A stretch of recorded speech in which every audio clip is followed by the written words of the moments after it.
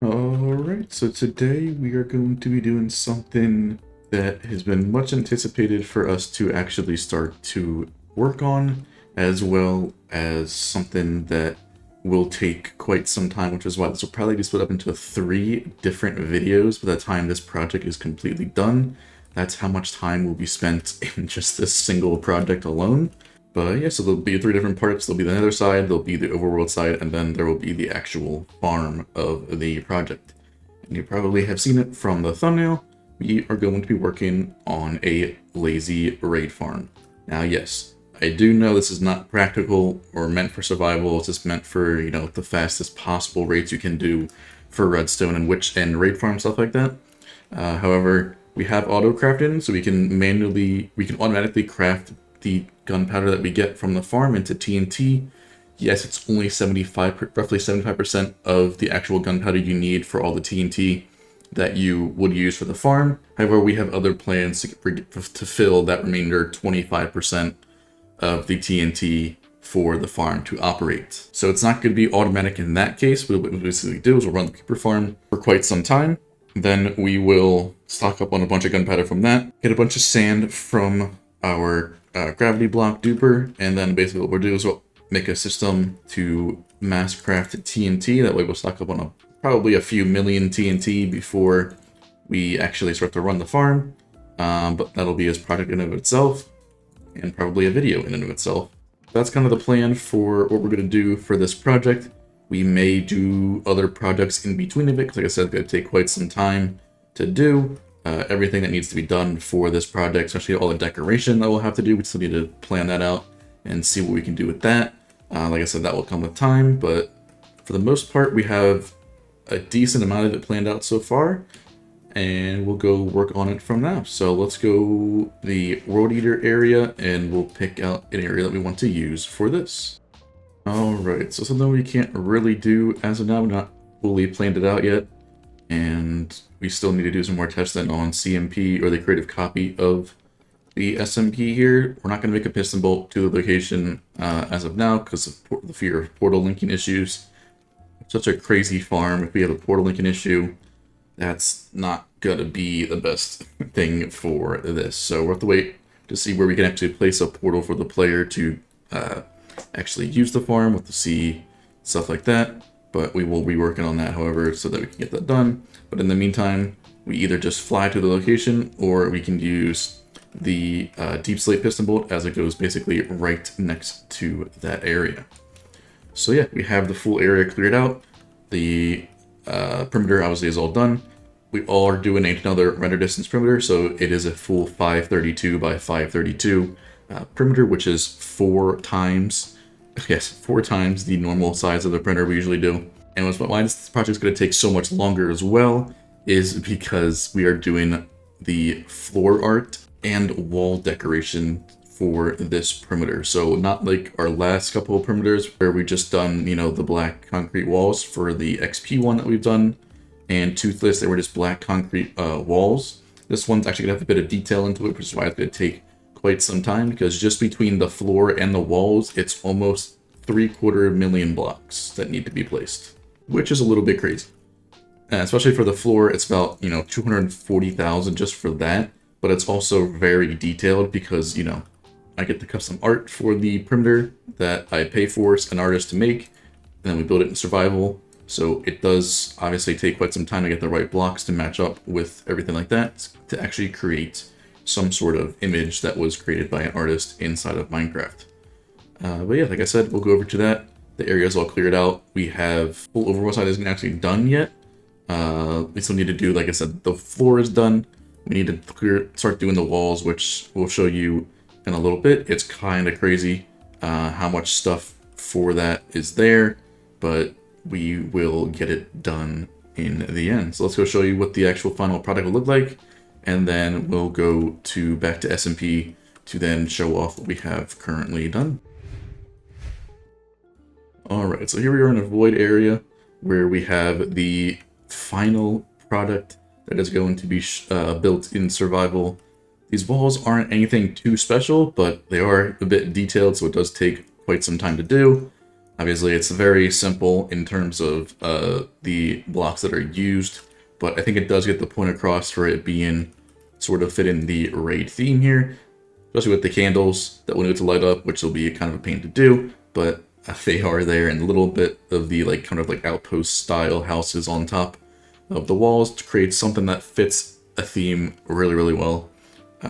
This was actually made by our new CMP member or decorator that we have on the server, Reflector. So they did definitely do a really good job working with the theme here and making the walls relatively simple to make in survival. We did have to tell them they did have a full back here for the walls. So we did have to tell them that, that's not going to be done, because with the back part included, it was over 1 million blocks between the floor and the walls, which would have taken quite some time.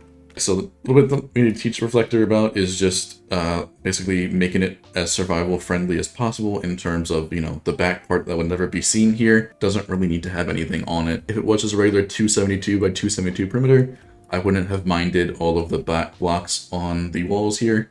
But because of our scale, it just added so many unnecessary blocks that it would just take forever to make in survival. Simple yet effective wall design here with little inclusion of the outpost style building, and then we have the full render distance floor art here. Now it doesn't look amazing on the in-game here. The thing that's the best is the Ravager in-game, but there are other things that do look better from a map. Unfortunately, my voxel map has been crashing my game, so I can't show you that. If I have a picture, I will show you here, but other than that, I can't do too much right now until I find a new solution for that.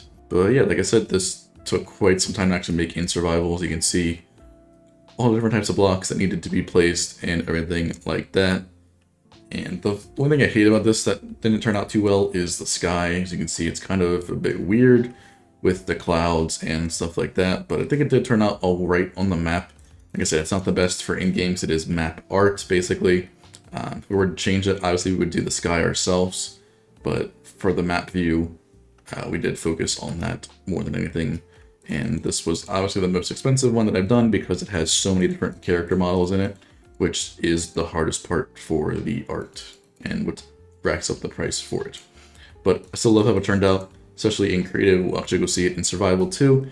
This is mostly done. We don't have the, basically we didn't finish all of the outposts here on the top of the walls, mainly because we were having some issues with the server not being able to be connected to, but I can still connect to it because I have the actual IP. There have been some issues when I've been moving internet providers, so we are still trying to work those out. So most members can't really connect as of right now, and I still don't understand fully why, because I can connect. But yeah, we'll figure that out hopefully, and then we'll get everybody else back on the server. We still have a lot to do for this project, and we will have some other stuff to do in between as well. Alright, so then I want to show off before we actually do go to the raid farm area. So I do want to show how we actually create those banners in the Nether Hub. Some people have been asking, where do I get this stuff? How do I actually make it in survival and stuff like that? The easiest way to explain it is I find them on Planet Minecraft. There is a tab on Planet Minecraft for banners, and there is an option to select survival friendly banners. That way you can see some banners designs before you actually try to do it in survival and things like that. So we're going to do a totem one, and we're going to do a emerald one. I may do a couple extra ones, but I think this is going to be the easiest one to kind of signify the raid, because there isn't really one to do like a Ravager or Pillager. If you use a Pillager banner, I think it's just, very simple. We can get those, way too many of those, but for this one, we're going to need 2 black banners. We'll do 1 for each, so they're both the same base, which makes it a little bit easier to do. Then we have to get each die that it tells us what to do, and then also in the correct order that we need to do it. So this will basically be copying the image from Planet Minecraft, which I'll show you guys also what to do there, in case you wanted to also create this one for yourself. So I'll get all the dies that we need for this, and then I will be right back. Alright, so we'll get the stuff that we need, everything's all gathered. Well, then we'll just basically follow exactly how it says to do it on the Planet Minecraft. There is also an option, if you didn't see in the screenshot, where you can basically create your own remix of it, if you wanted to do that, which you definitely can do. Something I also do for some of them as well is the same thing, but most of them I like basically copy what they're doing unless I need to change something out, which can happen from time to time. But personally, this one I think looks pretty good, especially for how easy it looks to follow what it is. So yeah, that one's already done. And then we'll do the same thing for the totem one, which is the same process. So basically it's like over my other monitor, and I will do exactly what we need. We do actually need a creeper one for this one, so we'll go over. So we'll go right here where we have our banner patterns, and we will get the creeper one, put that in there with dye, take that out, and then we need a strip down the middle this time, and then the top and bottom ones. That looks right. And then the border. So there are two banners that we're going to have for the raid farm. Obviously that totem one's not the best, but I think it does kind of fit the theme for it. So the one that doesn't make the most sense is the emerald, because we're not actually going to get any emeralds from the farm. We honestly don't even need the emeralds. We have so much probably stockpiled up in main storage from the other farms that we've done in the server so far, so there's really no need to do that. But then what I'll do is I'll put this in the area that we'll need to put for the piston bolt, and then that will be everything for that. So picking out the piston bolt location kind of is a bit difficult sometimes because we don't know where we're going to put other ones. And since this one has to actually turn to go to its destination, it can be difficult to see where we need to do it. But since it is further beyond it goes past the deep slate one here, it'll probably end up going in this location right here, where we'll put the banners for now. There isn't really anything we can extend further, else we have to basically, if we were to go here, we have to go out, over, and then back that way, which doesn't make the most sense to do. So for now, we'll put it in this one here, so we'll go out that way and make a right turn where we need to actually go to the area for the farm. But yeah, that's all done. Now we're trying to finish up the overworld side and get that done as much as we can for the video here. Alright, so arriving at the other side of the farm here, we will go down, or go over. I'm not going to show anything over here, but you can probably guess what's happening on this side. We'll go to the overworld side and we'll see what we have done so far. Like I said, there's still some things to do. We need to finish up the top of the outpost here, but it is basically done for now. We could do that, but it would take quite some time to finish the rest of them. There are quite small things, but especially for a full run distance perimeter, it will take quite some time to finish that off. But yeah, like I said, still a lot of it to do, but unfortunately most of the members couldn't get to the server, so it's not completely done yet. But as you can see, there is quite a bit amount of work done, and it is looking a lot better than it did before with the regular perimeter walls that would be there from the Road Eater and the trench makers from that. But yeah, it looks the exact same, obviously, as it did in CMP. The floor took, honestly, longer than the walls did so far, especially with even more people were actually working on the floor, and it still took longer than the walls. That's just thanks to how the walls are made up, and it made it a little bit easy to do. Like I said, it's not the most decorative thing in the world, but for a full run distance perimeter, I think it does a pretty good job where it actually fits the theme of the raids, as well as it makes it a bit better than just having a solid color for the walls that goes around the full perimeter. It adds a bit more detail and depth into the wall. But yeah, like I said, it's a lot of work to do, especially in the other the farm aspect of it, as well as the nether side of it. But we will do those in a time. For this episode, make sure you like, subscribe, all sorts of things, and I'll see you in the next one.